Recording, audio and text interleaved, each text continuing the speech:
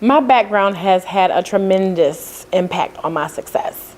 I grew up as an African American in the South, so I spent most of my time either in Birmingham, Alabama or Atlanta, Georgia.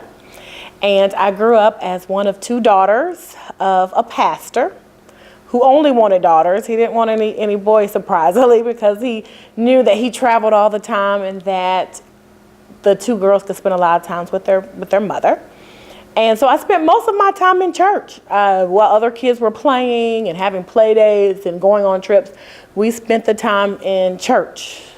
And it was really, really ingrained in us that you only have one life, so you have to do the best you can while you're here. And so that has impacted me in terms of a lot of my decision making. Every decision that I make is about, is it ethical? Is it right? Are you treating people with love and compassion? Are you treating them how you want to be treated? That you have to be the better person in a situation, even if you weren't at fault.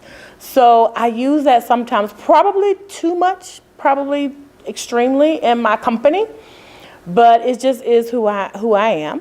My sister and I were the first to do a lot of things. For instance, we were the first African Americans to attend a private school. And that's when I realized that people are different and that there is racism out there. I'll never forget, she and I were taking a sip from a water fountain in the school, and a little boy walked up and he said, "Ew, I'll never drink out of that water fountain because those are," and then he used the N-word, and we didn't know what that was, but I knew it was something different. I knew it was something strange. So I went home and asked my mother what that word was, and to see the look on her face and to see that she had to now explain to her daughters, who were like 6 and 7 years old, what the N-word was, and explain that sometimes people view them differently, but if you love them, then maybe you can change them through your love. So that's how I was always raised. I have to break these stereotypes because I'm a good person and my sister's a good person. And so that situation, even though it happened, I think when I was 6 or 7, has impacted me.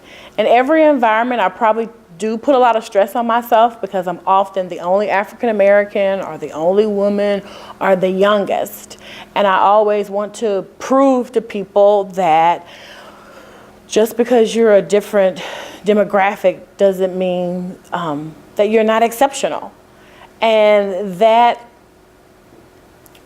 desire to be perfect, to show people that I'm a good person and that we're a good people, probably is throughout the leading niche. There are times people come to me and they'll say something and I'm like, what's the solution? How can we get better?